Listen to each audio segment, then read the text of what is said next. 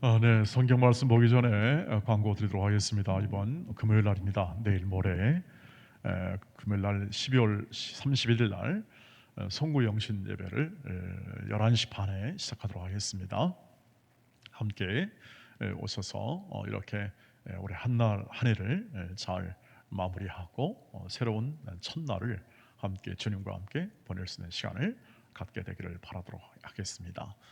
그리고 온 연합 예배니까 온 가족이 함께 오시도록 해주시고 또 아마 또 주차가 약간 불편할 수 있으니까 조금 미리 오시면 좋겠습니다. 함께 귀한 시간을 갖고 2022년도를 맞이하도록 하겠습니다. 신년 또 예배가 1월 2일 날 있고 새로운 한 해를 출발하는 예배로 삼도록 하겠습니다. 함께 잘 되어가는 모든 연말과 연시를 잘 은혜 가운데 말씀과 동행하시기를 바라겠습니다. 하나님 말씀을 같이 읽도록 하겠습니다. 사무엘상 26장 1절로 12절입니다.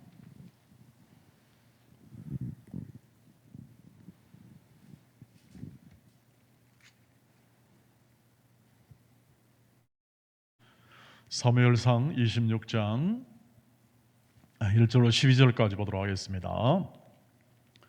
10사람이 기바에 와서 사울에게 말하 이르되 다윗이 광야 앞 하길라 산에 숨지 아니하였나이까 하매 사울이 일어나 십 광야에서 다윗을 찾으려고 이스라엘에서 택한 사람 3,000명과 함께 십 광야로 내려가서 바울이 광야 앞 하길라 산 길가에 지은지니라. 다윗이 광야에 있더니 사울이 자기를 따라 광야로 들어옴을 알고 이에 다윗이 정탐꾼을 보내어 사울이 과연 이른 줄 알고 다윗이 일어나 사울이 지친 곳에 이르러 사울과 내레 아들 군사령관 아브넬이 머무른 곳을 본즉 사울이 진영 가운데 누워있고 백성은 그를 둘러 진쳤더라.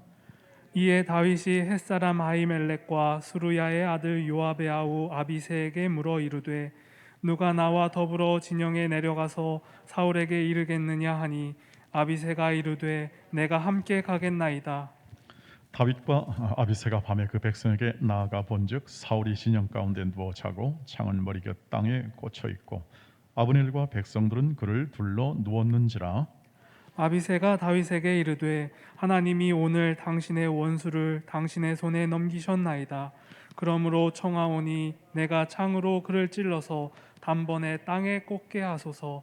내가 그를 2번 찌를 것이 없으리이다 하니 다윗이 아비새에게 이르되 죽이지 말라. 누구든지 손을 들어 여호와의 기름 부음 받은 자를 치면 죄가 없겠느냐 하고 다윗이 또 이르되 여호와께서 살아계심을 두고 맹세하노니 여호와께서 그를 치시리니 혹은 죽을 날이 이르거나 또는 전쟁에 나가서 망하리라. 내가 손을 들어 여호와의 기름 부음 받은 자를 치는 것을 여호와께서 금하시나니 너는 그의 머리 곁에 있는 창과 물병만 가지고 가자 하고 다윗이 사울의 머리 곁에서 창과 물병을 가지고 떠나가되 아무도 보거나 눈치채지 못하고 깨어 있는 사람도 없으니 이는 여호와께서 그들을 깊이 잠들게 하셨으므로 그들이 다 잠들어 있었기 때문이었더라.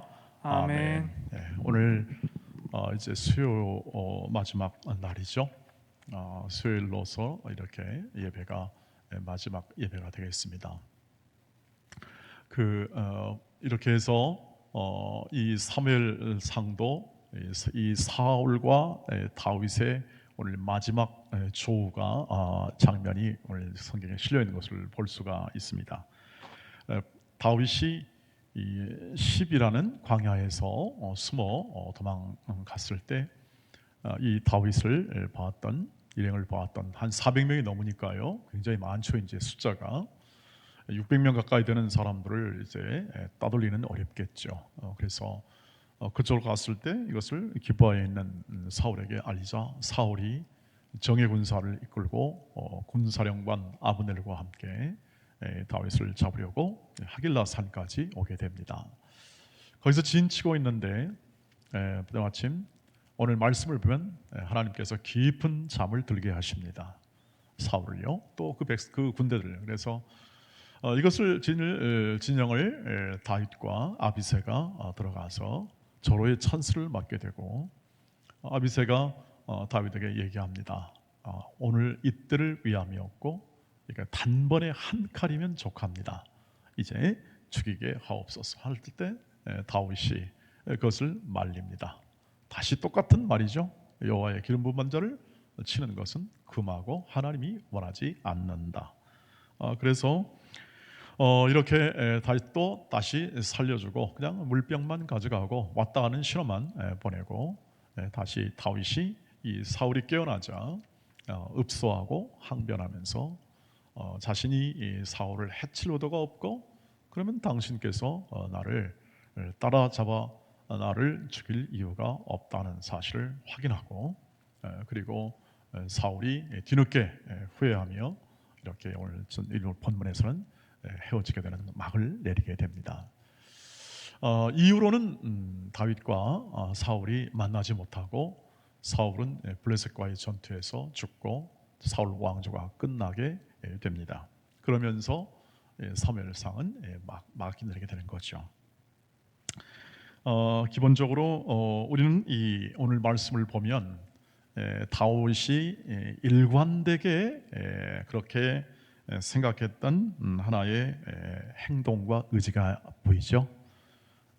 여호와의 기름 부음을 받은 그러한 사람을 죽일 수 없다, 내 손으로 죽일 수 없다라는 것은 뭐냐면 하나님의 말씀대로 될 것이라는 것을 순종하는 것이죠. 그 의도는 뭐냐면 하나님의 말씀대로 나는 지켜 행할 것이다. 내가 유리하다거나 내가 불리하다고 해서 하나님 말씀을 버리는 것이 아니라 어떤 순간 어떤 환경 속에서도 내가 불리하여도 하나님의 말씀대로 행하게 할 것이다 라고 하는 것을 보여주는 거죠. 여러분, 다윗이 이렇게 관용이 아주 풍성하거나 아니면 능력, 어떤 이 온유한 심령의 능력이 풍성해서 이렇게 사울을 계속 살려주기보다는 그의 의지, 그의 생각, 그의 가치는 뭐냐면 하나님의 말씀대로 된다. 하나님이 원하지 않은 것을 해서 불리하다고 그것을 막아서거나 유리하다고 그것을 해서 하나님의 뜻이 아닌 것을 행하게 되면 반드시 그 결과를 맞게 된다 하는 것을 얘기를 하는 것이죠. 즉 다윗이 좋은 사람이거나 다윗이 아주 너무나 둘도 없는 세상의 멋진 사람의 내용이 아닙니다. 그는 나발을 죽이려고 했던 사람입니다. 나발을 그만큼 노발대발하면 또 성질 한 성질 하는 사람이죠. 그런데 더 큰 하나님의 인도하심에 맡겨놓는 겁니다. 그러니까 이 다윗이 할 수도 있어요. 할 수 있지만 그것이 하나님이 금하는 것, 하나님이 세운 사람을 죽여 그것을 내 것으로 빼앗아 이것을 죽여 빼앗아 하는 것은 세상의 방법입니다. 세상의 가치와 방법이고 지금 말씀이 요구하는 것은 하나님의 뜻에 맡겨놓으라. 보복과 원수 갚는 것은 하나님에게 달려있다 하기 때문에 그것을 어떻게 합니까? 놔두는 거죠. 내려놓는 겁니다. 하나님 말씀에 따라서 죽이고 왕이 될 수 있고 이스라엘의 모든 권력을 가질 수 있지만 그것은 하나님의 방법이 아니기 때문에 그렇지 않게 이 일들을 처리하는 것을 볼 수가 있습니다. 하나님께서 친히 원수 갚는 것은 하나님께 있다는 그 말씀에 따라서 여호와의 기름 부음을 받은 그러한 사람을 내 손으로 치는 것은 합당치 않다는 것을 일관되게 하는 거죠. 그 사람이 좋은 성품과 그 사람이 좋은 기질을 가지고 있는가의 여부를 떠나 말씀은 그것을 얘기해 줍니다. 하나님의 뜻을 준행하고 하나님의 뜻을 따라 행하려고 하는 일관된 태도, 일관된 삶의 내용이 다윗에게 훈련이 되어 있다는 겁니다. 훈련이. 결국 하나님께서 친히 이게 지금 잠들게 하시고 또 하나님이 친히 이 모든 것을 이끌고 계시다는 것을 성경이 계속 얘기를 해주고 있습니다. 결국은 나중에 다윗은 자신의 손으로 죽이지 않고 다윗이 사울을 자신의 손에 죽이지 않고 블레셋 손에 의해서 죽게 되므로 그는 이 왕이 됨, 자신의 왕조를 세움에 있어서 정직하고 정당한 하나님의 방법으로 그가 왕으로 세움을 받는 정당성을 확보할 수 있었고, 그는 그 이후에도 이렇게 사울에 대한 그리고 또 요나단에 대한 그러한 하나님의 뜻을 준행함을 통해서 백성들과 모든 다스림에 있어서 하나님의 지지, 하나님의 인도함을 받고 백성들의 전적인 지지를 받으면서 그런 나라를 다스릴 수 있는 왕위에 오르게 되는 것이죠. 그래서 다윗의 마음까지 이런 마음이었습니다. 하나님의 뜻이 있을 거다. 하나님의 뜻이 있을 거다. 내게 유리한 환경이나 불리한 환경도 하나님의 다 뜻이 있을 것이라는 거죠. 그러나 불리하면 불리할수록 하나님의 뜻을 따르는 그 삶이 오늘 이 말씀을 통해서 우리에게 확인되는 것을 볼 수가 있습니다. 자, 그래서 언제까지 그 길을 걸어가느냐? 언제까지 그렇게 일관된 말씀에 순종을 하느냐? 그 열매가 있을 때까지입니다. 그런데 그 열매를 하나님이 중간중간 보여주시기도 합니다. 그리고 또 그 일들에 대한 적절한 하나님의 인도하심을 또 알게 하기도 합니다. 오늘 25절을 보세요. 사울이 다윗에게 이르되 내 아들아 내 아들 다윗아 내게 복이 있을지로다. 내가 큰 일을 행하겠고 반드시 승리를 얻으리라 하니라. 다윗은 자기 길로 가고 사울은 자기 곳으로 돌아가니라. 오늘 이 이제 끝을 이렇게 헤어질 때 사울이 압니다. 내 아들 다윗아, 사위였으니까요. 이제 사위에 대한 그러한 마음을 회복하게 되고 그리고 그런 이 승리에 대한 확신하죠. 결국 다윗의 승리라는 게 무엇이겠습니까? 네가 왕이 될 건 확실하다. 이것을 간접적으로 얘기하는 것과 같겠습니다. 그리고 반드시 승리를 얻으리라 그렇게 축복하고 그리고 각각 길로 갑니다. 여러분 얼마나 다윗이 위로를 얻었을까요? 물론 다윗은 그 뒤에도 다 이 사울이 진정하게 그런 말을 했는지에 대해서 약간의 의심은 있었습니다. 왜냐하면 그 뒤로 또 도망가니까요. 또 여전히 길은 또 그런 불안하고 조마조마한 길로 계속 아직까지는 걸어가야 합니다. 하나님이 온전히 세울 때까지는 그는 또 27장에서는 블레셋으로 도망가고 그는 또 피하고 그러면서 원치 않는 곳으로 계속 자신의 입지가 다지지 않은 채 계속 떠밀려서 그렇게 블레셋 땅으로도 가고 다시 돌아오기도 하면서 계속 하나님이 세울 때까지 일관되게 선을 행하는, 일관되게 하나님 말씀에 순종하는 길을 그 광야길에서 걸어가게 되는 거죠. 사실은 이 모든 오늘의 이 광야 속에서, 이 오늘의 이 본문의 광야 속에서 다윗이 훨씬 더 이 사울의 이 마지막 말을 통해서 더 커졌을 겁니다.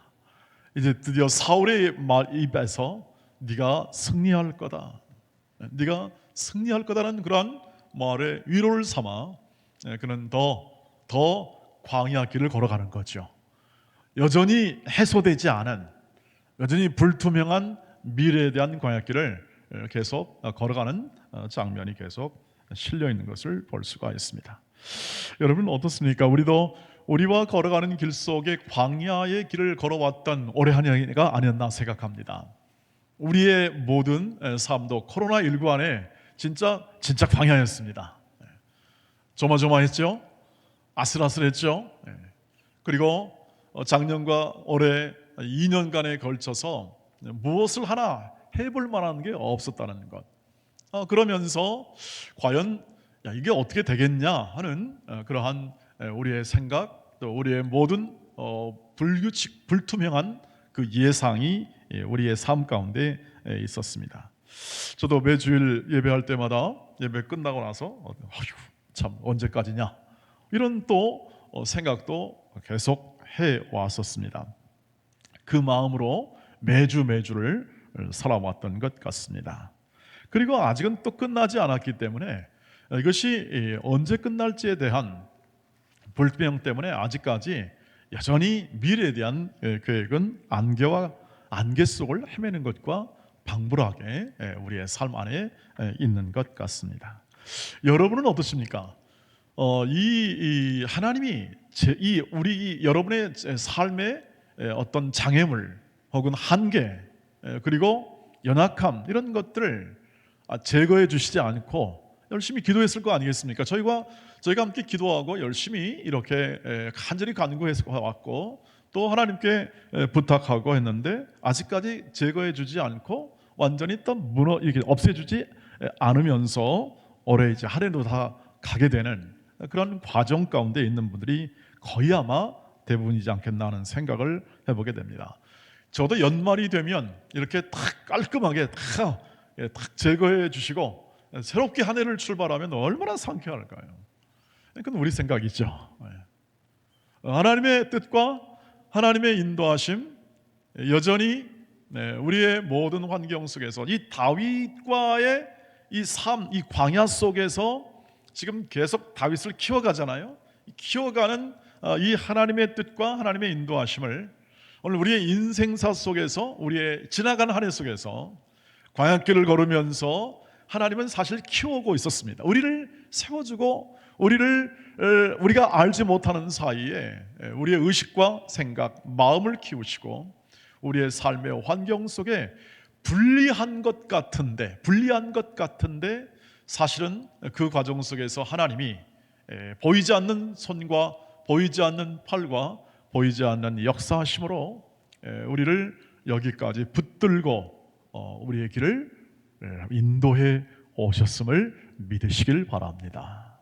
이것이 잘 보이지는 않지만 우리가 깨닫지 못하는 부분도 많이 있지만 더 많은 것 같지만 하나님이 우리를 붙잡고 우리를 인도하시고 우리를 도우시며 지금 여기까지 우리의 인생과 삶을 인도해 오셨다고 하는 것이죠.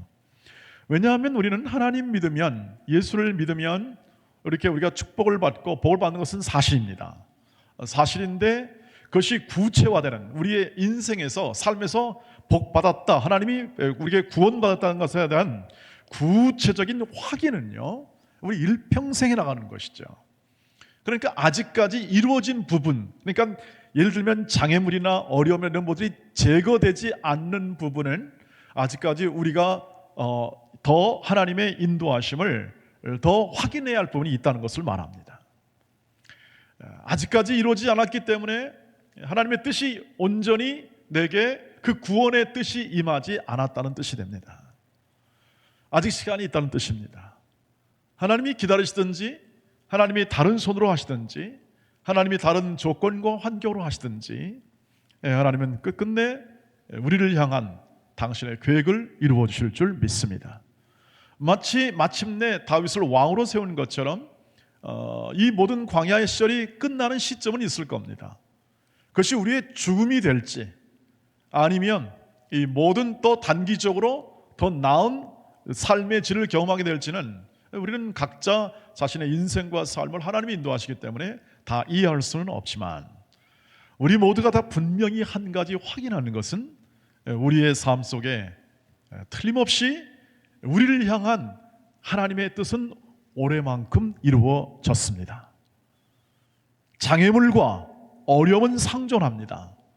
그러나 그것을 다 제거하지 않고 하나님만 믿고 하나님만 따르고 하나님밖에 답이 없음을 확인하라고 하는 것입니다. 내 인생과 내 삶과 내 모든 미래에 이르기까지 하나님 외에는 이 불투명하고 이 모든 환경 속에서 나를 구원할 자, 내 인생을 완성시킬 자 하나님밖에 없음을 또 한 번 확인하는 것이죠. 그리고 그 확인이 되면 어떻게 합니까? 남은 길, 우리에게 또 새롭게 열리는 한 해를 믿음으로 살아갑니다. 그리고 하나님이 구원을 구원이 점진적으로 커져갑니다. 하나님의 구원은 점진적으로 커져가요. 우리 인생을 크게 만들고 우리 인생을 거룩하게 만드시고 하나님의 목적에 맞는 인생을 확산시켜 나가는 일들을 내년에도 행하실 것입니다. 그렇습니다. 육신은 작아져가요. 우리의 육은 점점 쇠하여 가고 겉사람 우리 육신은 점점 약해져 가는 것이 자연스러움입니다.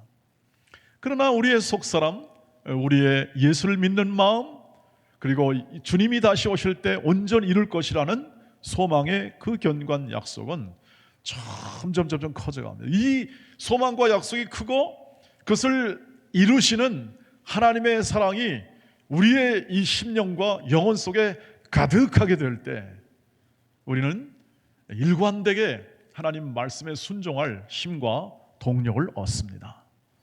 그리고 어떤 환경, 어떤 순간에도 하나님의 뜻을 따라 행할 용기와 담대함도 우리 내면에서 일어나게 됩니다.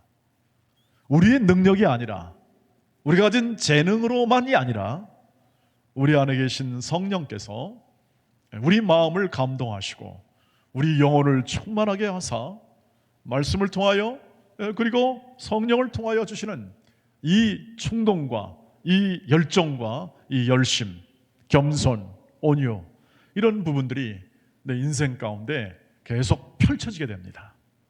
펼쳐지게 돼요. 그래서 로마서 12장 14절로 21절 말씀을 한 2주 전에 제가 한번 봤는데요, 다시 한번 보겠습니다. 왜냐하면 이것이 우리를 향하신 하나님의 뜻이기 때문에 이 부분에 관한 분명한 이해가 더 있어지기를 원합니다.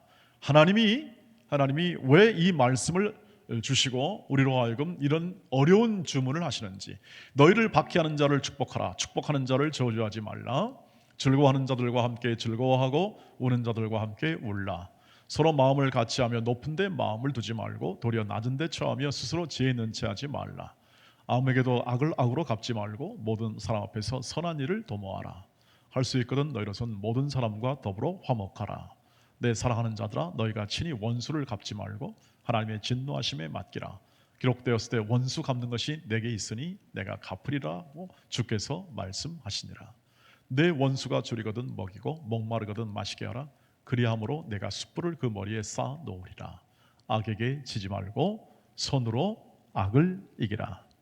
이것을 전투적으로 해석하면 이렇게 됩니다. 너는 열심히 노력하고 철저하게 무장하여 손으로 악을 이겨라. 이렇게 이제 우리 강하게 이것을 해석하여 그것을 적용해서 우리의 삶을 살아도 유익할 것입니다. 근데 근본적으로 이 말씀, 바울이 이렇게 네로의 박해가, 네로 있잖아요, 막 박해가 아주 강하게 예상되는, 핍박이 예상되는 이 로마에 있는 성도들에게 편지하면서 이 말을 하는 거죠. 원수까지 사랑하고 박해한 자를 위해서 축복하고 기도해라. 이런 인생을 하나님이 빚어내신다고 하는 겁니다.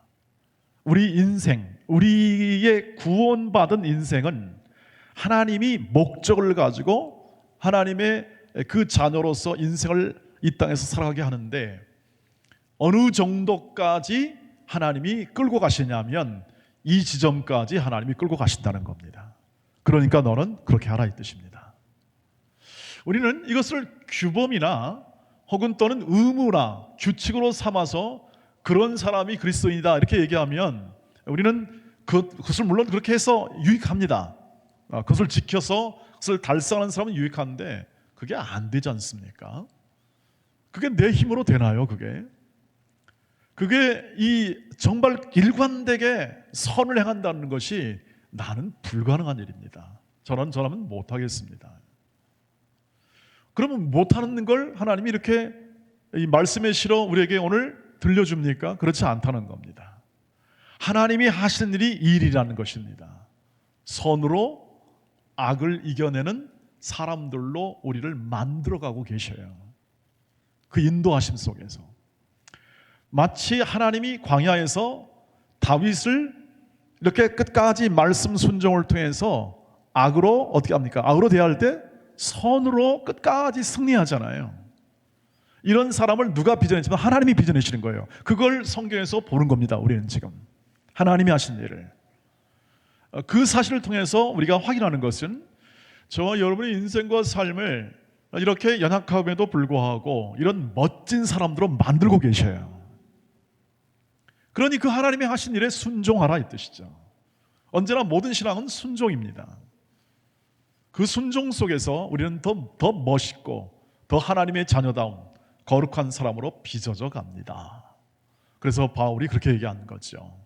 이 앞에 하나님이 너를 인도하시고 구원하시니 너는 너의 인생과 모든 삶 속에서 모든 사람과 평화해라. 왜? 하나님이 너희들이 할 수 없는 평화를 만들고 계신다. 하나님이 너의 인생을 빚어내신다. 너는 할 수 없는 인생, 네가 약하고 한계 많고 닥치는 인생사 속에서 하나님이 그 일을 이뤄냄으로써 경의와 감동과 그리고 우리로 하여금 찬양을 일으키시는 하나님이시죠. 우리가 매 수요일마다 이렇게 모여서 피곤한 몸을 이끌고 오시잖아요. 그리고 우리가 함께 예배했습니다. 하나님을 경외했습니다. 이 시간 동안 52주 동안에 있는 이 시간 속에서 하나님이 여러분에게 이런 마음을 길러주셨을 것입니다. 견뎌내고 모든 피곤과 아픔 속에서도 하나님을 경외하고 하나님을 경배할 때 그분이 우리를 이끌어 주신다. 하나님이 우리를 세워주신다. 하나님이 우리를 빚어주시고 만져주심에 대한 확신 속에 우리는 내일에 관한 소망 그리고 또 새해에 관한 소망, 즉 주 예수 그리스도께서 오신 날까지 우리 안에서 착한 일을 시작하시니까 그 모든 일을 온전히 이루실 것이다. 그런 확신 속에서 우리의 마음이 넉넉해지고 더 담대해지고 더 지혜로워져 가는 그 삶을 계속 확인하는 그러한 과정이었습니다. 내년에도 올해도 인도하셨으니 내년에도 인도하실 줄 믿습니다. 더 갑절의 은혜를 주시옵소서. 그리고 이 말씀을 준행하여 이 말씀대로 동행하는 내년의 삶도 주께서 예비해 주시고 그리고 하나님이 높여주시는 때에 그때 반드시 오게 될 줄 믿습니다. 그 시기와 방법과 때는 잘 우리는 이해할 수 없겠으나 우리가 확인하는 것은 오늘도 나와 함께 하시고 나의 경배를 받아주시는 하나님께서 그 일들을 친히 이루어 주실 줄 믿습니다 하는 은혜의 하나님에 대한 소망을 견고히 붙잡고 올해 안에 믿음으로 사셨으니 내년에는 갑절의 영감을 가진 믿음과 말씀으로 더 깊게 동행하며 하나님이 여러분을 빚어내시고 우리 교회를 빚어내시고 우리 이 사회와 모든 역사 속에 이 오늘 말씀처럼 이렇게 일하시는 하나님의 충만한 일하심 속에 여러분의 모든 여정을 그분과 함께 올곧게 걸어가시길 주의 이름으로 축복합니다. 기도하겠습니다. 우리 함께 더불어 기도할 때